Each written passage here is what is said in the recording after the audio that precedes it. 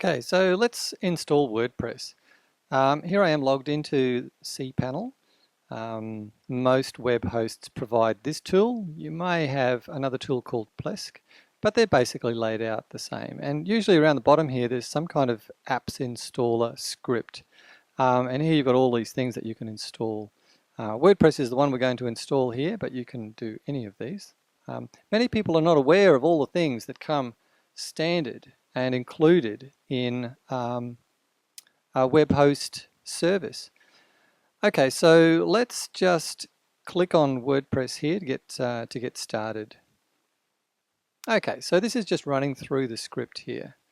And the good thing about scriptaculous is that it does give you some support here. But what we're going to do is we're just going to install.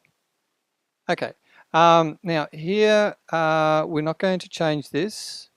It could be, it's just talking about the prefix to the web address. This is normal here, and this would be a secure site, HTTPS, which would only work if you had a secure socket layer certificate. Now I'm not going to do that because my shopping cart is actually a cloud service which is going to be embedded. There's no need for my website to have HTTPS. Okay, and so the domain, that's obviously the domain that I've got for this hosting in the directory. Now in some cases you might want to install WordPress into a subdirectory. In fact, you can install multiple WordPress installations in subdirectories. And so what that would mean is that the URL web address would be southseaartisans.com/WP. In this particular case, I'm not going to do that, but on other websites for clients and other applications I might do for myself, I may use a subdirectory. So I'm just going to remove that, and so that will then be installed in the root directory. Okay, the database name is neither here nor there. The table prefix is also neither here nor there. Just leave those as standard. We can set the site settings here if we want, but we can also do that after installation, so that's fine.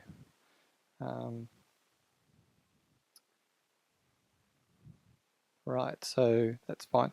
Now, one of the things I like about Softaculous is that there's a nice little tick box here if you ever want to enable a multi-site. I'm not going to do that for this website.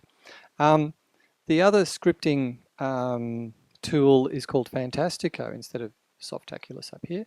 And that doesn't give you this little automated checkbox. Why you would want to set up a multi-site is a little bit beyond the scope of this demonstration, but it's just easier here. Okay, rather than do it manually. Now this is really important. Obviously, what you need to do is set up a username, admin username, and an admin password. Now I'm aware that in the demonstration you can see this username and password. Obviously, I'm going to change it. And then I also need to nominate an admin email. What that is so if anyone sets up a new user account, then the administrator email will be notified of that. Now, the default is admin@southseaartisans.com, as you can see here. That's just the script that has created that. You can make this email whatever you like, and it doesn't have to be on your domain. So I'm going to change that as well. These items I'm going to change. Obviously the password I'm going to change, and the admin username I'm going to change as well. Language, English obviously. This is also useful. Softaculous allows you to limit login attempts. This is usually the first thing that I add to any WordPress site. It's a plugin that basically gives people a finite number of goes at logging in, and you usually set that to 5 or 7 or something like that. And then what happens is if they don't log in correctly, then you know, they're locked out for a specified time period, which you can set. And what that means is that you're far less likely to have what's called brute force attacks on your website. So I tick that, and there are some advanced options here as well, which you can go through. You can create backups. That's probably a really good idea. I'm going to do that. Let's say a backup once a week for me. That's fine. And they can rotate 4 times.